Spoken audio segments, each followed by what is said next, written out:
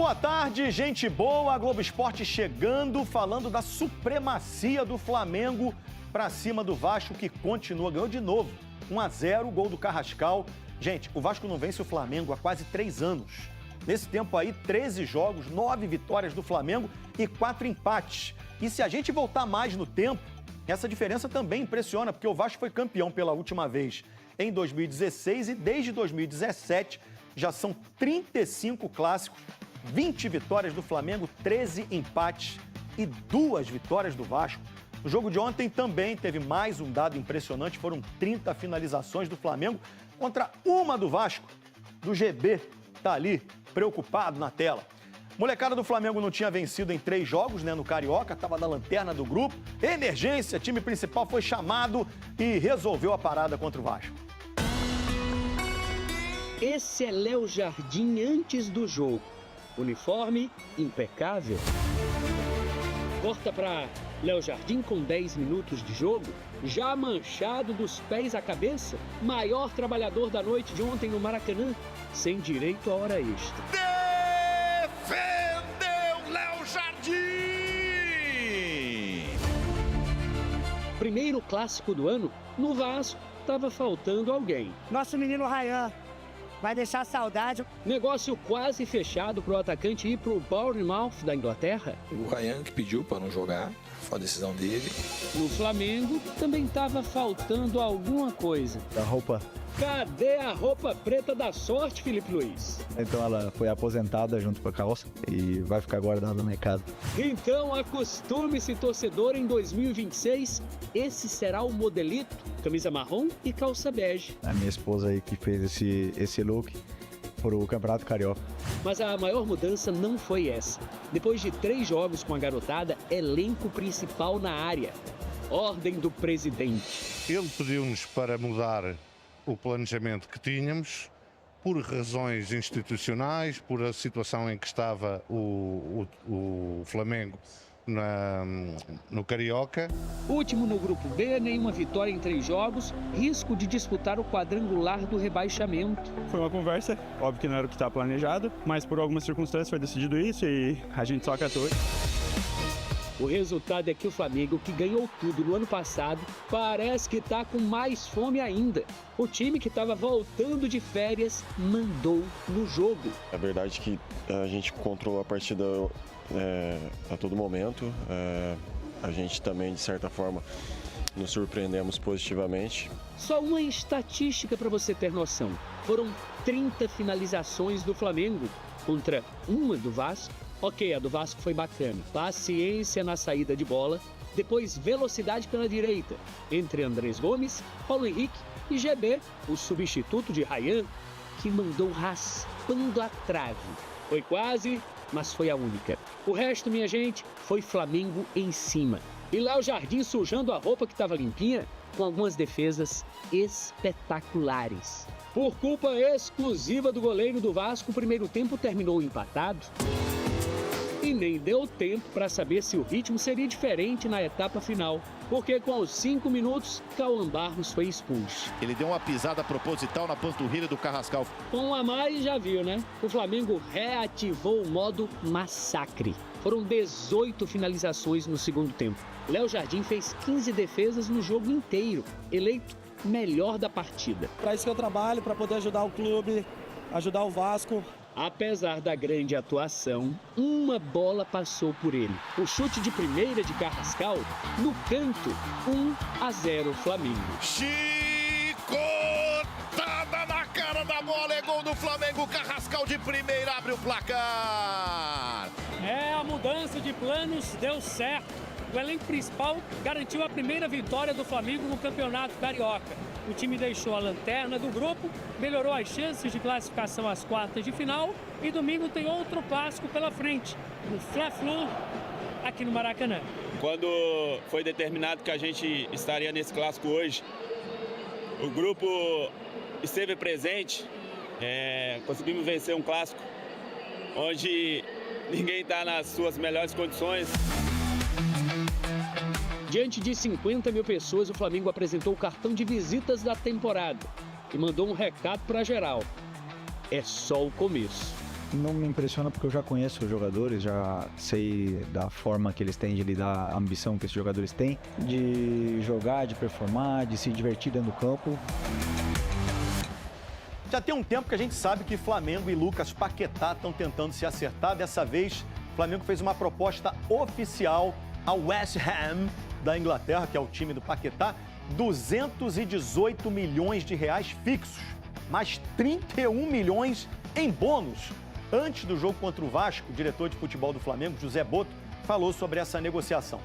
O principal entrave é financeiro, estamos a falar de verbas muito altas. É verdade que já baixámos essas verbas significativamente e há uma terceira parte que não está muito convencida em vender o Paquetá. Temos tido avanços significativos nessa questão. Agora, dizer que é uma operação muito difícil, uma operação, quando eu digo muito difícil, porque estamos a falar de valores e de jogadores de um patamar muito grande. Não é fácil, né? E pelo lado do Vasco, se não fosse Léo Jardim, gente, vamos ver algumas defesas que ele fez, importantes. Algumas nós já vimos aí na reportagem do Galinho, mas vale a pena ver de novo. Olha essa aí, cabeçada na área, pro chão, pegou no cantinho. Essa também, queima-roupa, Bruno Henrique para baixo, do jeito que tem que ser. Bela defesa. Chute do Plata. Tinha endereço certo, ele foi buscar, cara. Que defesa. Ainda teve essa cabeçada aí do Léo Pereira, ó. Pegou como se fosse uma defesa de vôlei. Que isso. E quando as coisas já não estavam muito boas pro Vasco, Cauã Barros ainda foi expulso, né? Você concorda com a expulsão? Vamos botar pra galera ver? Ele ganhou um vermelho direto. Olha lá, fora do lance de bola, na frente do juiz. Dá um pisãozinho ali na panturrilha do Carrascal, olha lá. Pisa mesmo, dá uma raspada, né? Não sei. Expulsão deixou o Diniz muito na bronca com a arbitragem. Uma expulsão para mim meio ridícula, um negócio sem sentido nenhum. Não tem nada, não tem força excessiva, não tem risco de lesionar o jogador, nada. E é uma expulsão que condicionou muito o que podia ser o segundo tempo. O Vasco acertou, gente. Falando agora pra frente aí. Contratação do atacante Brenner, estava jogando no Cincinnati, dos Estados Unidos. Ele vem pro lugar do Ryan, que tá indo pro Bournemouth, da Inglaterra. Roda a cavalaria dos jogadores titulares do Flamengo, chamaram a tropa de elite. Eles foram a campo e venceram o Vasco no Clássico dos Milhões por 1-0. A nossa repórter Alcilene Brito estava lá no Maracanã, conta os detalhes da primeira vitória do Flamengo na temporada. Bora ver. Primeiro clássico do ano com as duas maiores torcidas do Rio. Com força máxima em campo e com estreia do rubro-negro do zagueiro Vitão, que pouco trabalhou, já que o grande nome da partida foi o goleiro Léo Jardim. O Vasco teve uma chance com o Andrés Gomes, mandando na trave, mas o lance estava impedido. Porém, logo o Flamengo se impôs e nem parecia que a equipe teve apenas 9 dias para se preparar para a partida. A primeira grande defesa de Léo Jardim foi após cobrança de escanteio. E a bola bate em Léo Pereira, mas o goleiro vascaíno defende. Na sequência, é Plata quem carimba a trave. O Flamengo insistia e agora tenta de cabeça, com Cebolinha, para mais uma vez Léo Jardim salvar. A única chance do Vasco foi nesse lançamento de Andrés Gomes para Paulo Henrique, que deu um presente para a GB que não soube aproveitar e acaba desperdiçando. Aí é o Flamengo que pressiona e outra vez o paredão vascaíno aparece. Léo Jardim faz esse milagre defendendo essa cabeçada de Bruno Henrique. E se não era ele que salvava, era o time de Filipe Luiz que chegava perto, mas não conseguia marcar. Cebolinha carregou essa bola sozinho e mandou para fora. Na segunda etapa, o rubro-negro trocava peças e deixava o time ainda mais ofensivo. E logo no começo, o Vasco ficou com 1 a menos, após essa falta de Barros em Carrascal. O lance chegou a ir para o VAR, que confirmou a expulsão. Uma expulsão para mim meio ridícula, um negócio sem sentido nenhum. Eu sinceramente não consigo entender uma expulsão dessa. Teve um lance pouco antes, no primeiro tempo, que o lance com o Andrés Gomes, o cara chuta no alto, pega no pé do Andrés, também não acho porque é lance para expulsão, mas esse muito menos do que aquele. O cara tá passando, não sei se o Barros tentou dar um totó no cara, não tem nada, não tem força excessiva, não tem risco de lesionar o jogador, nada. Aí tem uma câmera que eles pegam assim, às vezes, que para, que a perna, que a sola da chuteira do Barros está perto da panturrilha, não tem força nenhuma ali, zero. Com um a mais, o Flamengo teve ainda mais oportunidades. Vitão arriscou de longe, Cebolinha solta essa bomba. Até que Léo Pereira levanta na área e a bola acaba caindo certinho em Carrascal, que manda de primeira e marca para o rubro-negro.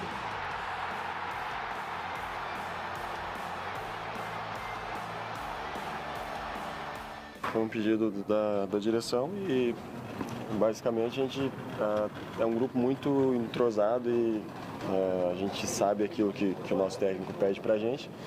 Então não tem segredo, a gente, na hora que foi pedido, a gente já estava à disposição, estava treinando há alguns dias e não teve novidade nenhuma. Já conhecíamos também a equipe do Vasco. Eu acho que o que nos surpreendeu foi a forma com que a equipe se portou dentro de campo e foi positiva e a gente conseguiu controlar o jogo durante todo o tempo. Então, teve novidade nenhuma, a não ser que a gente teve que estar disposto no jogo que teve que antecipar, né, a nossa volta. Mas tudo tranquilo, estou me sentindo bem, acho que a gente vai se preparando nesses jogos agora que vem pela frente. A nossa temporada, que é uma temporada muito longa. O time de Felipe Luiz tomou conta do jogo, mas Léo Jardim fechava o gol de todas as formas e defendeu essa tentativa de Samuel Lino. E teve ainda mais uma brilhante defesa de Léo Jardim com Plata tentando no cantinho. Era o nome da noite que evitava mais gols do rubro-negro. O Flamengo conseguiu a primeira vitória no Campeonato Carioca, já com os titulares em campo e em cima do rival que não perde há 3 anos. O resultado deixa o Flamengo respirando na tabela. A gente sabia que era um jogo difícil. Os times do Diniz, eu costumo dizer que é muito difícil de ser marcado, porque eles movimentam muito. Mas a imposição física que a gente colocou hoje no jogo foi muito difícil para eles, dificultamos muito, todo momento a gente estava perto, isso criou muita dificuldade, eles tentavam sair jogando e a gente roubava a bola. E começamos os 15 primeiros minutos forte e acredito que isso dificultou muito o jogo deles e conseguimos aí uma grande vitória. Uma noite de estreia na zaga rubro-negra em que pouco se trabalhou. Muita felicidade, né? Igual eu disse, não tem como estrear, não tem maneira melhor de estrear num clássico com uma vitória. Para o Flamengo, valeu a pena a mudança no planejamento. Mas a gente está preparado, a gente demonstrou isso hoje dentro de campo, mudou um pouquinho o nosso planejamento, mas acredito que empolga um pouco, né, pelo fato de ver a gente fazer um grande jogo assim contra o Vasco no nosso primeiro jogo e a gente tomara que a gente consiga seguir assim até o final aí do Brasileiro, até a parada para a Copa do Mundo. E para o Vasco, sem Rayan na partida, o grande destaque foi Léo Jardim, que mais uma vez provou que é o paredão vascaíno. Moretti, se não fosse o Léo Jardim, a zoeira ia ser maior, hein? Era papo de goleada. Tem os números aqui do jogo. A arte que nossa equipe preparou, as estatísticas. Posse de bola, goleada do Flamengo, 61 contra 39. Total de chutes, esse aí é o que mais chama atenção. 32 chutes do Flamengo, um só do Vasco. Um chute, foi aquele do GB, pra fora.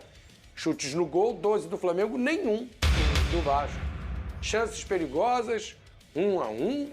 Epa, chances perigosas, uma só do Flamengo? Aí eu não entendi muito bem. Enfim, 12 escanteios, nem escanteio o Vasco teve. Ô Moretti, o que você acha do aspecto técnico? A gente sabe muito bem que a equipe do Flamengo é superior. O time titular absoluto, não sei se o de ontem era tão superior tecnicamente. A impressão era de que o Vasco estava jogando o primeiro jogo da temporada. Parece que fisicamente também o Flamengo foi superior. Aí chama atenção, porque não era para ser devido à devida preparação. O que você acha que é o ponto crucial? O que mais te chama atenção nesses jogos entre Flamengo e Vasco?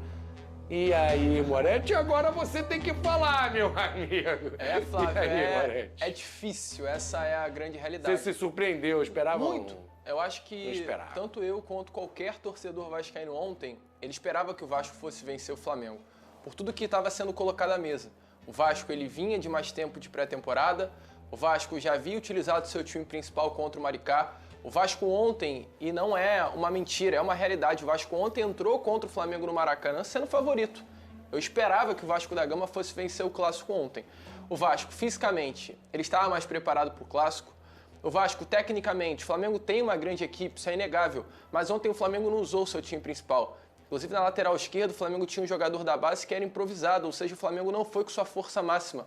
Tecnicamente, Vasco e Flamengo ontem no Maracanã, eles, eu posso falar, estavam páreo a páreo. Ou seja, fisicamente o Vasco melhor, tecnicamente um jogo equilibrado. A grande questão ontem, Flávio, foi anímica, foi emocional. Nos últimos 32 jogos, o Vasco tem apenas 2 vitórias contra o Flamengo. 32 jogos, 2 vitórias? 2 vitórias. Nos últimos 3 anos, o Vasco não sabe o que é vencer o Flamengo. Ou seja, não me venha falar que a questão envolvendo Vasco e Flamengo hoje é apenas técnica, como todo torcedor vascaíno esperava que era. A questão envolvendo Vasco e Flamengo ela vai muito além. A questão envolvendo Vasco e Flamengo hoje ela é emocional. Com todo o respeito do mundo ao elenco do Vasco, com todo o respeito do mundo aos atletas do Vasco, mas a sensação que os jogadores do Vasco da Gama passam nesses últimos anos é que quando enfrenta o Flamengo, se apavora. E essa é a grande realidade, porque você vê um Vasco jogando contra o Fluminense, jogando bem, passando no Fluminense numa semifinal de Copa do Brasil, o Fluminense sendo favorito. Você vê o Vasco enfrentando um Botafogo em condições melhores, e o Vasco vence, o Vasco passa de fase como foi o Corinthians, na muito Copa melhor do Brasil, que o Corinthians também. na Copa do Brasil, no ano passado, mas... na final contra o Corinthians. Então, assim, em momentos decisivos, em jogos grandes que o Diniz fala que o Vasco, esse time do Vasco, pelo menos, ainda não está preparado para jogar, com alguns times o Vasco consegue jogar. Só que em jogos grandes contra a equipe do Flamengo, nos últimos anos, o Vasco não consegue jogar. E é difícil o torcedor vascaíno entender isso. É difícil o torcedor vascaíno ver que, quando enfrenta o Flamengo, a possibilidade de vitória hoje é mínima. E não é apenas por questão técnica, Acho que falta vontade. Teve gente falando, não vi raça, não tem vontade, é por aí também. A sensação que passava para quem estava no Maracanã, e ontem eu estava no Maracanã, era que os jogadores do Vasco estavam com medo. O Diniz, ele baseia muito o fundamento de jogo dele, tem uma frase que é muito conhecida do Diniz, que é ter confiança para jogar. Então, se os jogadores que têm o Diniz como seu treinador não tiverem confiança para jogar, o jogo do Diniz não encaixa. E ontem, o Vasco, em diversos momentos, ele estava tentando sair com a bola ali atrás e o jogo do Diniz não encaixava. Porque exatamente os jogadores estavam com medo de jogar bola. E esse é até um ponto da entrevista coletiva do Fernando Diniz. O Diniz, ao meu ver, ele teve algumas falas até infelizes. Na entrevista coletiva, ele diz que o Flamengo não foi tão superior assim, que o jogo não era para ser uma goleada, que o Flamengo não teve muitas chances claras. Teve. Mas um ponto que eu achei muito coerente na entrevista coletiva do Fernando Diniz foi exatamente o ponto da confiança. O ponto de jogar como um time grande, que o Vasco não jogou ontem. Então, é algo que assusta, é algo que preocupa e é um questionamento que eu faço. Eu tava esperando, tava faltando. Uma palavra para Lucas Moretti. Quando o Vasco vai jogar como um time grande contra o Flamengo? É um questionamento que eu faço e o vascaíno, de uma forma geral, espera uma resposta. Eu quero ver um clássico dos milhões, que é um clássico lindo, é um clássico maravilhoso, onde as arquibancadas ficam lindas no Maracanã, mas eu quero ver um clássico dos milhões em que o maior orgulho do torcedor vascaíno não seja apenas a festa da torcida, mas seja o desempenho do time dentro de campo, Flavinho. Uma mirada, não dizem nada. Nada mudou. E ao mesmo Só tempo... mudou o ano, Flavinique. Vou te falar, nem o nome da pessoa que sofre muda. Lucas, eu conheço o Lucas, que sofria com essa música e com o Venê Casagrande aqui. Ó, Lucas, como que ele aprende. Chega devagar, garoto. Fala menos. Falar até papagaio fala. Tem que saber chegar. Mas ontem era a grande chance dele, Venê. De fato. Primeiro jogo do Flamengo na temporada. Não me surpreende. A confiança que ele tinha ontem não era em vão. Ele não estava falando da boca pra fora. Todo mundo estava esperando um Vasco mais forte, um jogo mais parelho. E não foi o que aconteceu, Venê. Meu Deus do céu. Bota a música do Fantástico Mundo de Bola.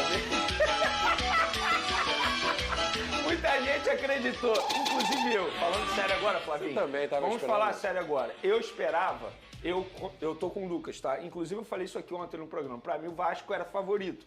Não por conta da pré-temporada, não só pelo primeiro jogo do Flamengo no ano, não por conta disso, mas de como tudo foi feito.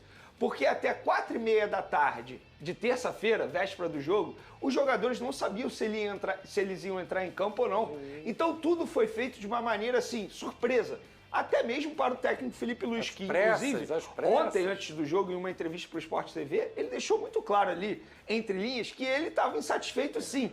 Mas já que era para fazer o trabalho, vamos fazer o trabalho bem feito. E ele fez um bom trabalho. Ele sabe fazer. De fato, assim, não é nenhuma surpresa o Flamengo vencer o Clássico. Pelo contrário. Mas a forma como o Flamengo venceu me chamou a atenção de uma maneira extremamente positiva.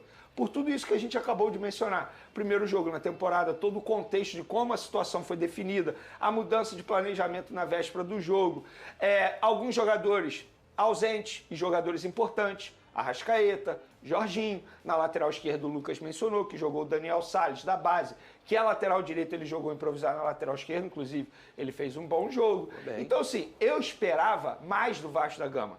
E o que mais me chamou a atenção não foi a discrepância na parte técnica. O que mais me chamou a atenção foi a discrepância na parte física. Que não dá pra porque entender, o Vasco, ele começou a treinar antes, ele estava no segundo jogo na temporada com esse time principal, tá? Com esse time principal, e o Flamengo tinha menos tempo de pré-temporada, 8 dias apenas de pré-temporada, e era o primeiro jogo na temporada, e mesmo assim parecia o inverso.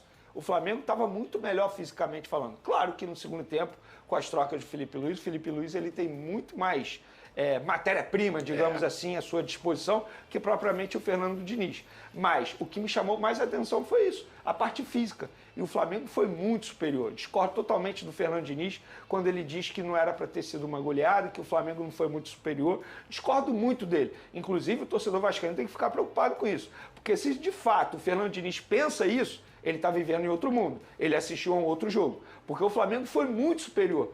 E eu falo sério que eu acho que o Vasco ele tem que agradecer, porque poderia ter sido uma goleada. Porque se no primeiro tempo o Flamengo aproveita as oportunidades que teve, foram 2, 3 chances, a história no segundo tempo poderia ter sido pior até, independentemente da expulsão ou não, se foi correto ou não a expulsão. Mas o Flamengo foi muito superior. O Flamengo mereceu e muito essa vitória. E mostrou novamente que hoje no futebol brasileiro, sem sombra de dúvidas, é a equipe a ser batida. Moretti, o time coletivo do Vasco, né, não fez uma boa partida contra o Flamengo, atuações muito abaixo tecnicamente, taticamente também, mas se teve um atleta do Vasco que teve bastante destaque na partida, nessa derrota, o Léo Jardim. Não fossem as defesas dele no primeiro, segundo tempo, o placar poderia ter sido bem pior. O Léo Jardim salvou, quando ele é acionado, geralmente ele dá conta do recado. E ficou clara ontem, assim, a ausência de O GB é um garoto que está subindo, começou a partida como titular. Poucas vezes ele começa como titular, eu nem lembro de outra ocasião.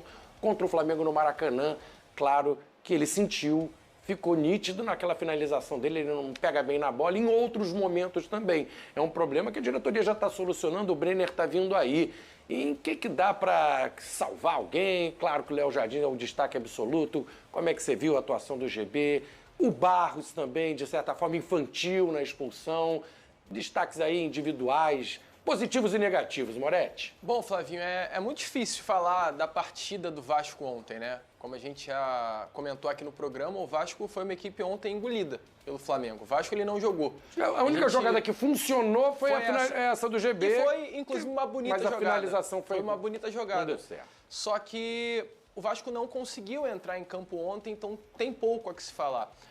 O único ponto positivo que eu acho super válido pontuar aqui, diante de toda a bagunça que foi o Vasco ontem, foi o Andrés Gomes. E que jogador é Andrés Gomes, tá?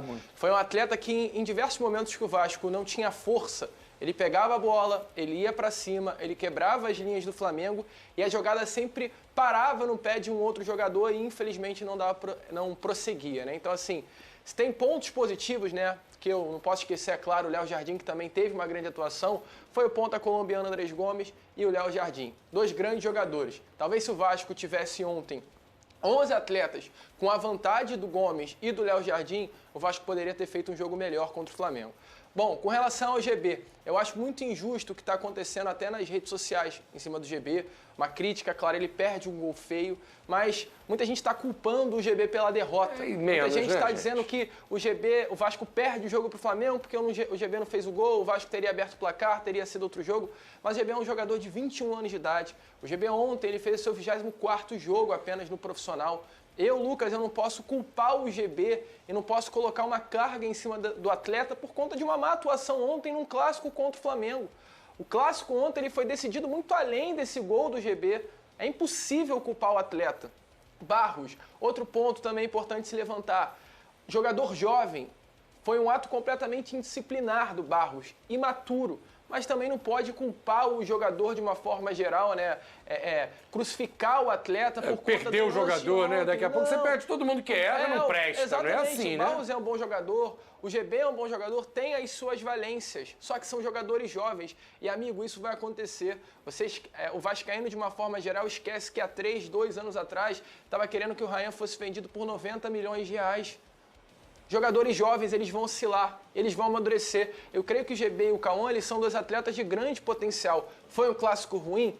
Foi um clássico ruim. O Cauã Barros, ele teve um ato de imaturidade completa. Eu acho até loucura quem acha que esse lance não foi para expulsão. O Diniz. O Cauã Barros merecia ter sido expulso ontem. Diniz criticou a expulsão. O Cauã Barros, ele atrasa a passada e ele mira o pé do Carrascal. Eu acho que ele precisa ser um pouco coerente também nessa situação. O Barros merecia ter sido expulso. E espero que esse lance sirva de um aprendizado para o próprio Barros. Não dá para ir contra a imagem, não né, dá gente? para ir contra a imagem. O Fazer Barros, o ele quê? atrasa a passada e pega o pé.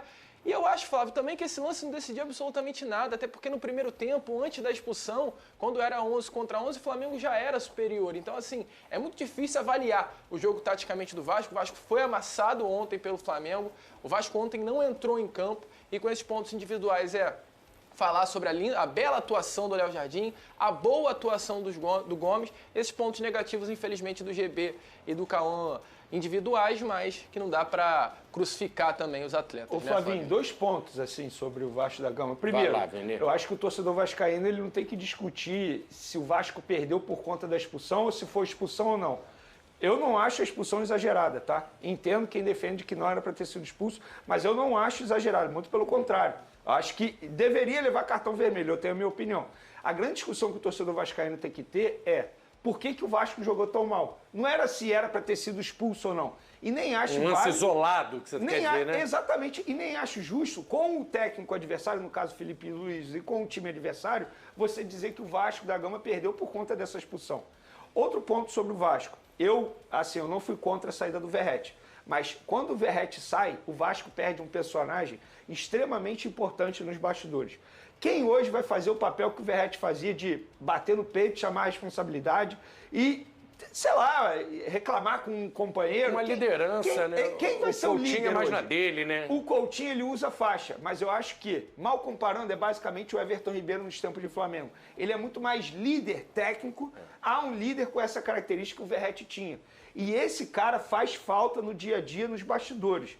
Então o Vasco da Gama ele precisa se preocupar em relação a isso. Quem vai assumir esse papel daqui para frente? Porque o Verratti vai fazer falta nesse sentido. E repito, eu não era contra a saída dele, tá? Não estou aqui defendendo que era permanência. Eu só estou defendendo da ideia de procurar um substituto que faça esse papel que o Verratti fazia nos bastidores e até mesmo na frente das câmeras, de chegar e assumir a responsabilidade. Porque o Coutinho, com todo respeito a ele, joga muita bola, mas ele já mostrou que não tem esse perfil e talvez nem queira ter esse perfil e tá tudo bem, tá? Só que toda equipe precisa ter um Verratti no que ele fazia na temporada passada nos bastidores do Vasco da Gama. Ô Vene, inclusive só para complementar o que você falou, o Vasco teve 2 perdas muito significativas nesse primeiro momento de temporada, que foi a perda da liderança do Pablo Verratti e a perda técnica do Ryan, que ambos jogadores atuam no setor ofensivo, então o Vasco ele ontem, talvez, se tivesse Ryan e Verratti à disposição do Fernando Diniz, a gente poderia falar que o clássico seria um pouco diferente.